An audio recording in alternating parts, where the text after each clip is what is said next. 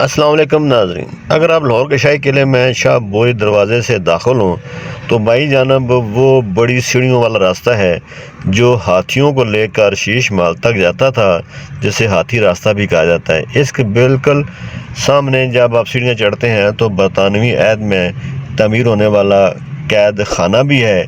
یہ قید خانہ برطانوی دور حکومت میں جب ان کا 1849 کے بعد ہندوستان پر مکمل کنٹرول اور پنجاب پر بھی مکمل کنٹرول ہو گیا تو انہوں نے یہ اپنے مخالفین، خاص طور پر وہ مخالفین جو آزادی کے متوالے تھے، ان کو یہاں قید رکھا جاتا تھا۔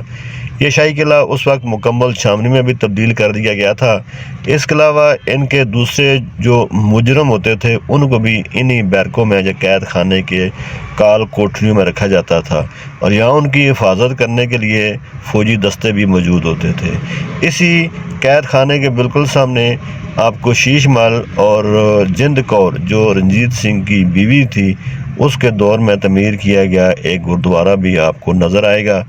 یہ گردوارہ بہت خوبصورت چھوٹا سا گردوارہ ہے جو رنجیت سنگھ کی حویلی کے بالکل سامنے بنایا گیا تھا۔ یہ وہاں پر اپنی عبادت کیا کرتے تھے۔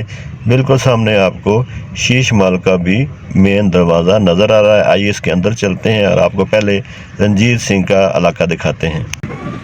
بہت خوبصورت عمارت جو تھانے کے اوپر ہے، بڑا احاطہ ہے، اور یہ سامنے آپ دیکھ رہے ہیں 8 درہ ہے۔ یہ مہاراجہ رنجیت سنگھ نے اپنے لیے اسپیشل بنوایا تھا، اور اس جگہ پر یہ اپنا دربار لگایا کرتا تھا۔ اور اس سے کنواں نمازہ دیکھ رہے ہیں، اس کے نیچے پھانسی گھاٹ بھی تھا۔ یہ آپ دیکھ رہے ہیں کالا برج ہے، اور یہ شیش محل کے اوپر جو آپ کو بڑے گنبد نمائشے کے نیچے کمرے دیکھ رہے ہیں، یہ ان کی نگرانی کرنے کی جگہ تھیں، سیر گاہیں بھی تھیں، اور یہ 8 درہ ہے۔ یہاں مہاراجہ رنجیت سنگھ بیٹھتے تھے اور اس جگہ دربار لگا کر اپنا حکم وغیرہ جاری کیا کرتے تھے۔ یہ سارا طرح کا علاقہ ہے۔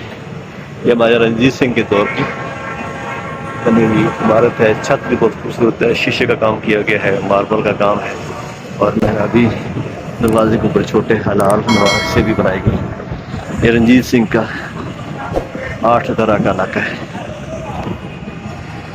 امید ہے ناظرین آپ کو میری یہ مختصر ویڈیو ضرور پسند آئے گی۔ برائے کرم لائک اور شیئر کر دیں، اور میرے چینل کو بھی سبسکرائب کر دیں۔